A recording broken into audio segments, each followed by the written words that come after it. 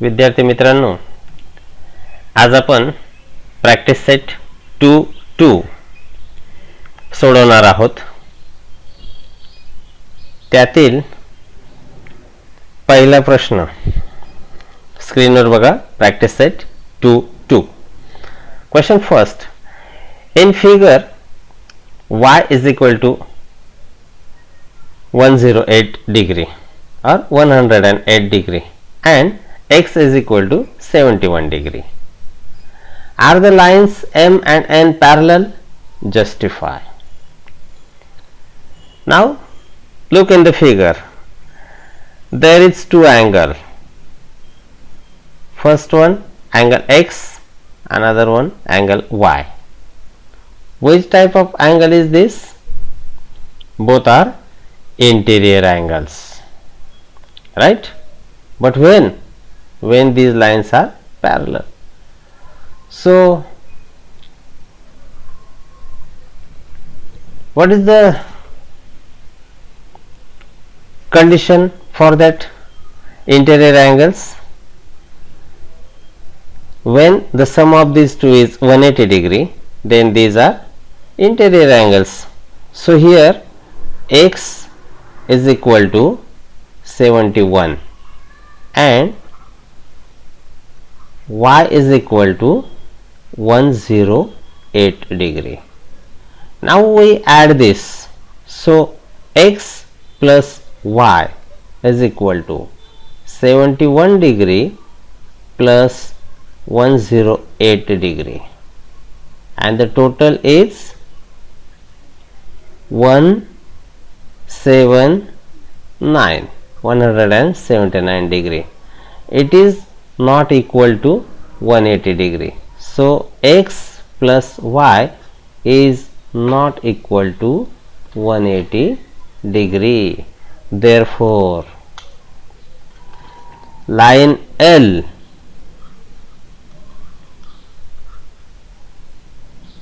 is not parallel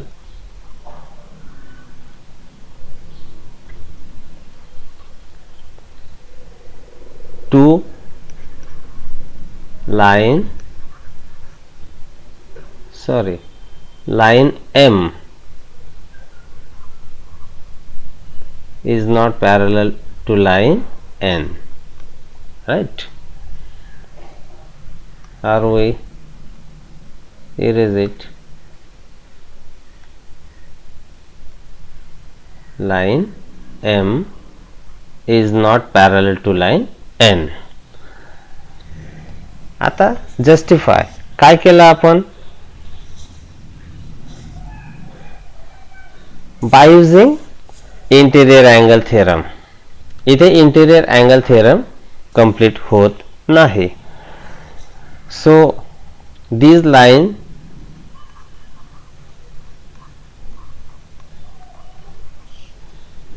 does not satisfy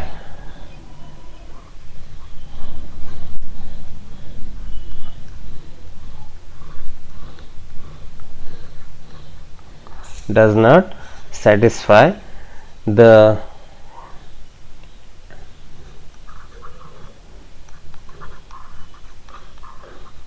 interior angle test. बस या पद्धतीने आपल्याला हे एग्जाम्पल सहज सोडवता येईल. सगळ्यात सोपं एग्जाम्पल आहे. पुन्हा एकदा ऐका, वाचा आणि स्वतः सोडवा. आता question number 2. In figure if angle A congruent angle बी.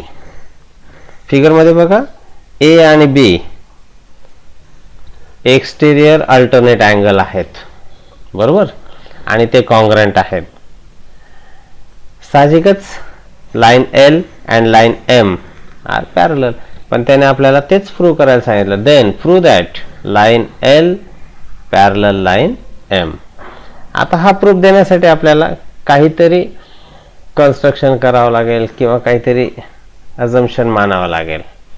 आपण असं करूया, हा अँगल आहे बघा, हा अँगल सी घेऊया मग हा जर सी घेतला तर फ्रॉम फिगर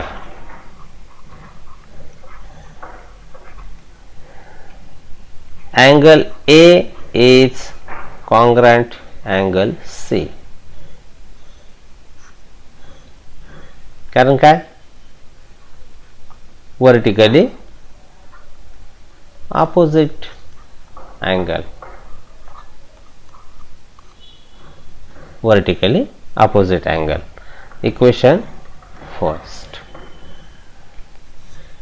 आणि angle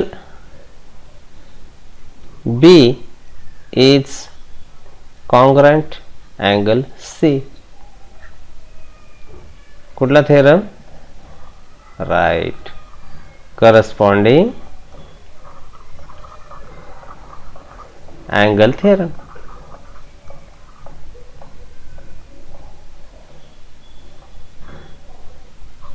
Angle.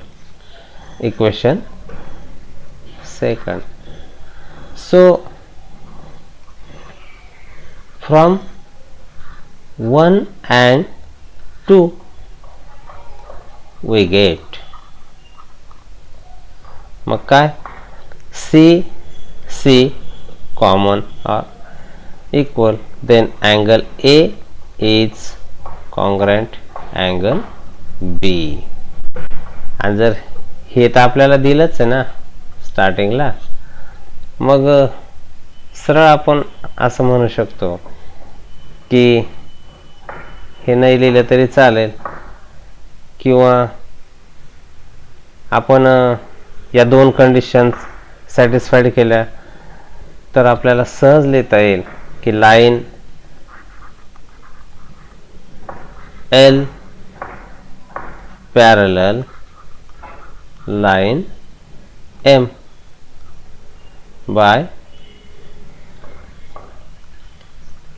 corresponding angle theorem.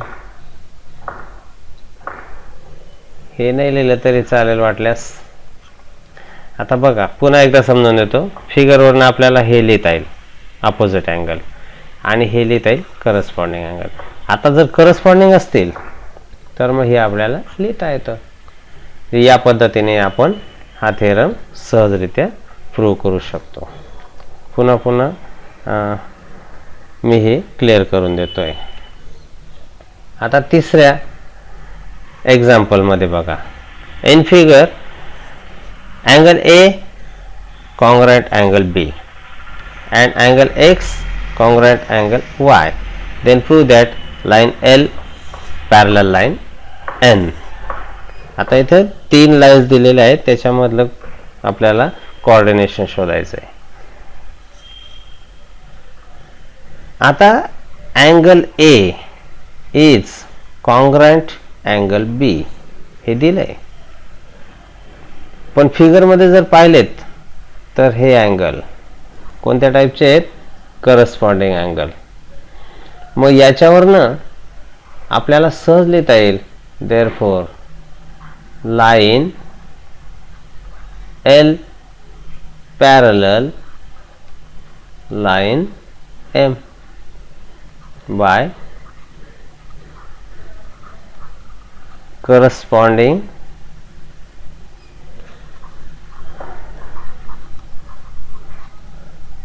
angle theorem. आता in line M and line N. आता या दोन लाईन मध्ये बघूया.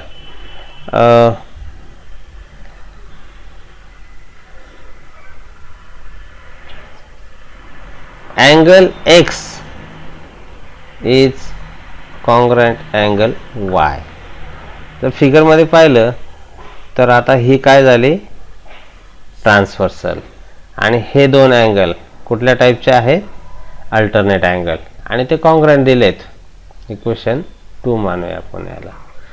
मग जर हे कॉन्ग्रुएंट असतील तर line M parallel line N by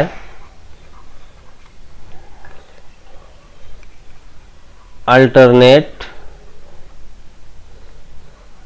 angle theorem.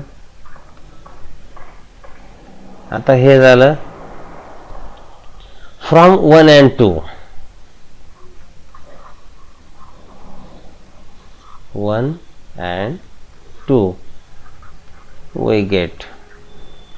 बघा आता पहिले line L parallel line M हे आपण इथे मिळवलं, किंवा याला आपण म्हणूया A आणि याला म्हणूया B. So from A and B we get line L parallel line M parallel line N.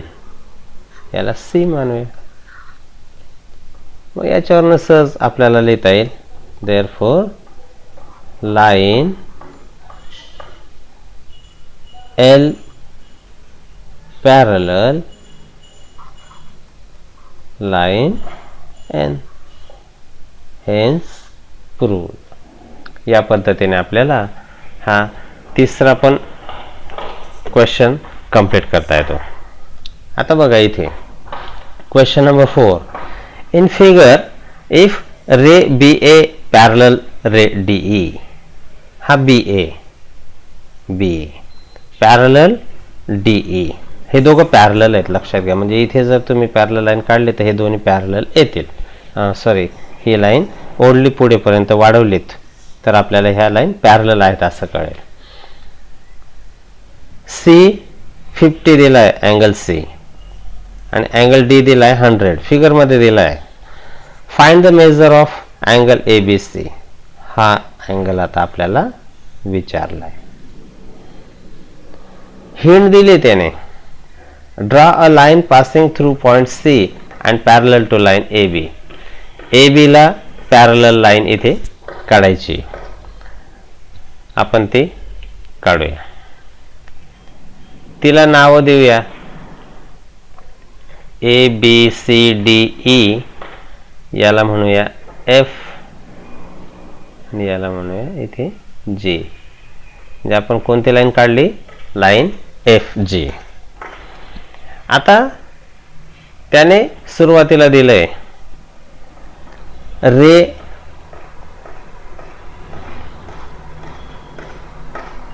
BA parallel ray DE आणि आपण कन्स्ट्रक्शन केलेलं आहे पॅरलल लाईन FG. हे आपल्याला सहजरित्या मांडता येईल. तीन पॅरलल झाल्यात. आता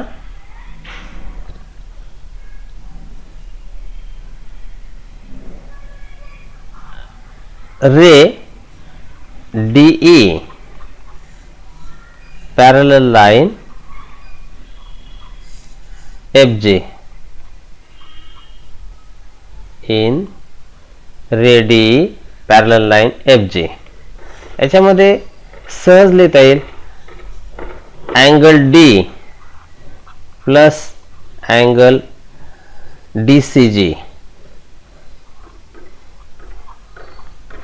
is equal to 180 डिग्री. मग याच्यावरनं तुम्हाला अँगल C काढता आला. किती येतो तो? 80 डिग्री. हे मी शॉर्टकट लिहिलं, तुम्हाला इथे समजून देतो. बघा, हा 100 आहे आणि हा अँगल, या दोघांची सम 180 येते. They are interior angle. बरोबर. मग इंटेरियर अँगलची सम 180 असेल तर हा 100 असेल तर हा किती आला? 80. आता तुम्ही सोडवू शकतात म्हणून मी इथे डायरेक्ट लिहिलं. सी मिळाला 180. आता हा अँगल पण आपल्याला काढता येतो. आता या तिन्ही अँगलची सम 180 यायला पाहिजे, बरोबर.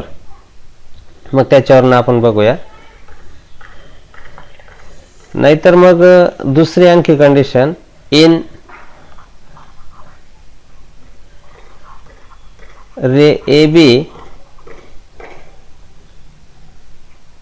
Parallel line F G. आता याच्यामध्ये हा angle A B C is congruent angle B C G. कारण ते कसे आहेत, अल्टरनेट अँगल्स. मग angle A B C is equal to angle B C G. Measurement लिहू तेव्हा आपल्याला हे लिहिता येईल. So A B C is equal to, आता बी सी जी म्हणजे काय, angle B C D plus angle D C G. आता या दोघांची व्हॅल्यू माहिती आहे. One is 50, another is 80. Total is 130 degree. Angle आहे ते डिग्री लिहित चला. So angle A B C is equal to 130 degree. आणि तेच आपल्याला विचारलेलं होतं. आणखी दुसऱ्या मेथडने मी सांगत होतो बघा, हा अँगल या तिघांचे सम 180 येते. हा 80, हा 50, तर हा किती आला असता मग 130, आणि हा पण 50 आला असता. हा 50 तर हा इंटेरियर किती आला असता मग 130. म्हणजे अशी पण यांची दोघांचे सम 180 आले असते. अशा वेगवेगळ्या पद्धतीने हे एक्झाम्पल्स आपल्याला सोडवता येतील. आता क्वेश्चन नंबर 5, त्याच्यामध्ये फिगर दिलेली आहे त्याने. त्या फिगर प्रमाणे बघा, ray A E parallel ray B D. Figure मध्ये बघा, ए ई हा पॅरलल बी डी. हो, लक्षात आलं असेल. And ray B C is the bisector. B C is the bisector of A B D. बरोबर आहे, ही बायसेक्टर आहे. म्हणजेच काय, हा अँगल कॉन्ग्रंट आहेत, म्हणून त्यांना त्याने वाय वाय असं मानलेलं आहे. आणि ray A F is the bisector of E A B. A F हा ई ए बीचा बायसेक्टर आहे, म्हणून त्याला एक्स एक्स मानलेलं आहे. आणि शेवटी म्हटले, prove that line A F parallel line B C. शोधूया ए एफ आणि बी सी हे पॅरलल आहेत की नाही. आता पहिल्यांदा आपल्याला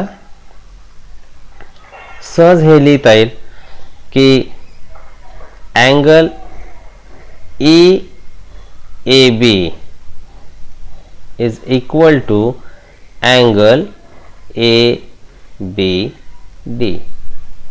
लिहिता येईल की नाही. कारण काय, हे पॅरलल लाईन्स आहेत आणि ही ट्रान्सव्हर्सल आहे ए बी. म्हणजे हे कोणत्या टाईपचे अँगल झालेत, alternate angles.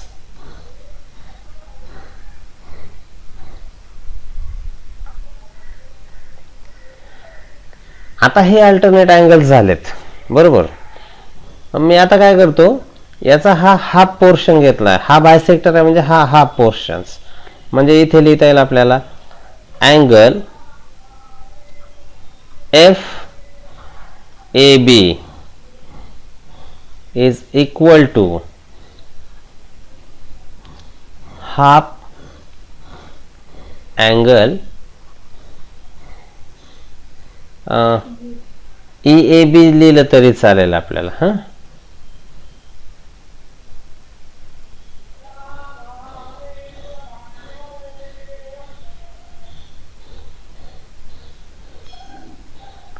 E A B, equation first. Same as angle ABC is equal to half angle ABD.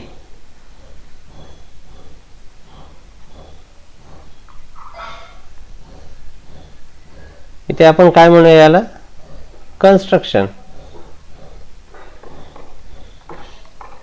Bye construction. आता मुळात हे दोन अँगल इक्वल आहेत, अल्टरनेट अँगल, आणि मग तेच हाफ दिलेले आहेत. म्हणजेच काय, बट हाफ अँगल EAB, आपण हाफ म्हणण्यापेक्षा सरळ angle EAB equal to angle ABD. हे तर दिलेलंच आहे आपल्याला पहिल्याच इक्वेशन मध्ये, फ्रॉम A, इक्वेशन A नुसार दिलंय. मग फ्रॉम 1 and 2 तेच हाफ दोघं आहेत, म्हणजे याला half angle EAB equal to half angle ABD from first and second. मग हे जर सारखे असतील तर हे अँगल कसे आलेत, therefore angle FAB is equal to angle ABC.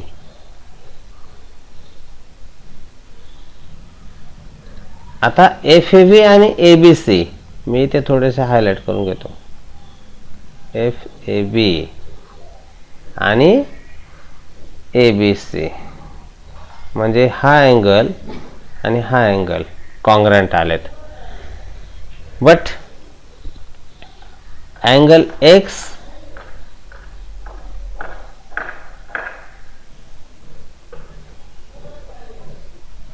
Congruent angle Y, ते जर सारखे असतील तर अँगल X आणि अँगल Y कसे आलेत, कॉन्ग्रंट आलेत.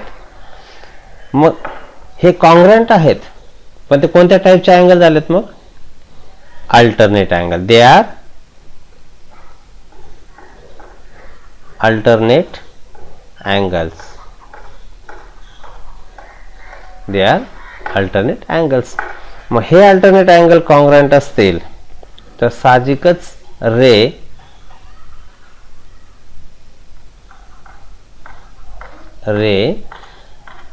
AF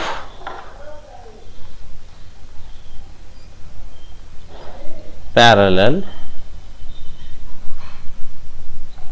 रे BC और क्वेश्चन प्रमाणे लिहूया आता, line AF parallel line BC, hence prove. या पद्धतीने आपल्याला ही हा प्रूफ देता येऊ शकेल. मला वाटतं समजलाच असेल निश्चितच. खूप कठीण नाही, फक्त इमॅजिनेशन आहे, बाकी काहीच नाही. रायटिंग आपापल्या पद्धतीने आपण करू शकतो. आता लास्ट क्वेश्चन, क्वेश्चन नंबर 6.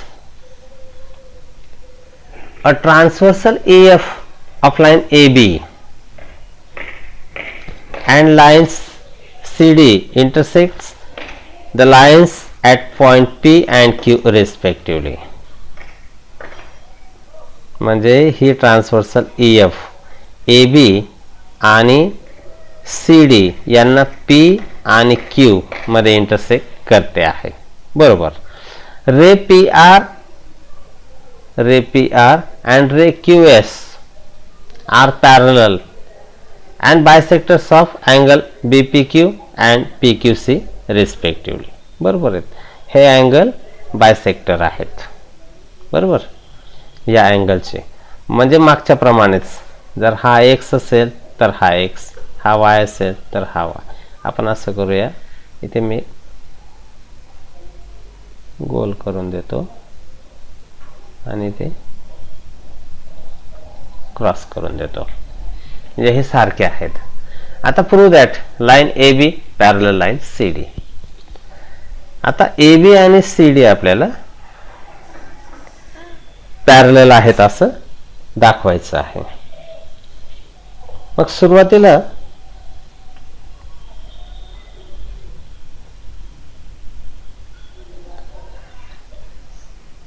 आपल्याला या line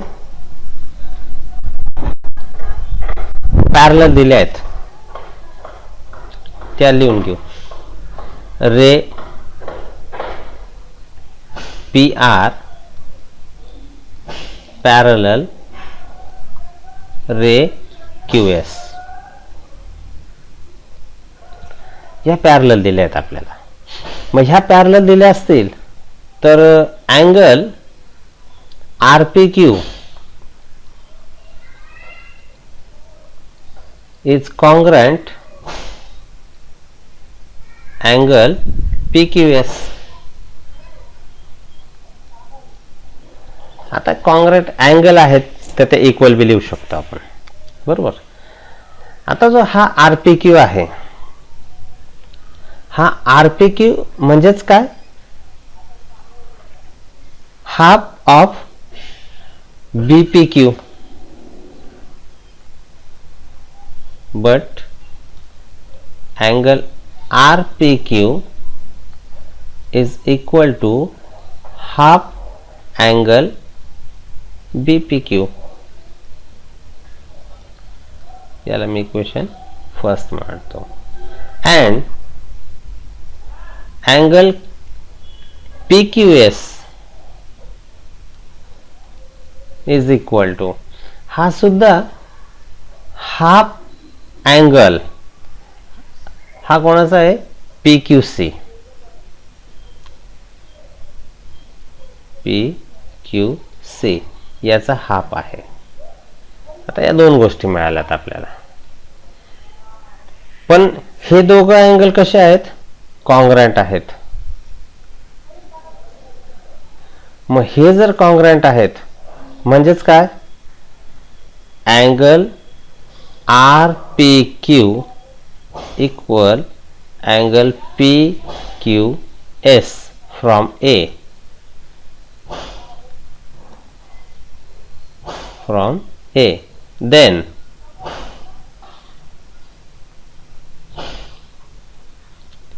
then half angle BPQ equal half angle PQC. हे लिहिता येईल आपल्याला. याला म्हणूया B. आता दोन्हीकडचा हाफ जर तुम्ही कॅन्सल केला तर angle BPQ equal to angle PQC हे आपल्याला मिळालं. आता हे जर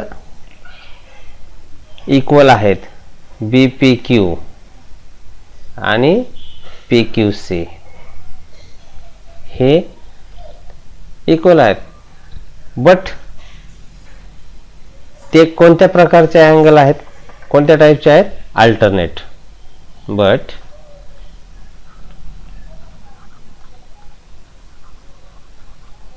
दे आर अल्टरनेट अँगल्स. आता हे अल्टरनेट केव्हा येतील,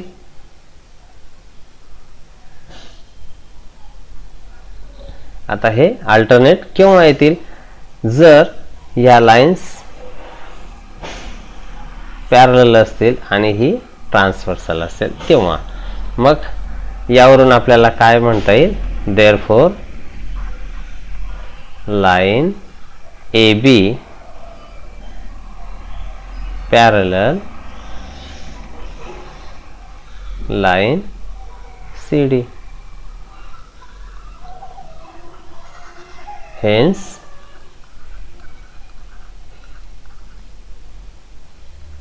proved.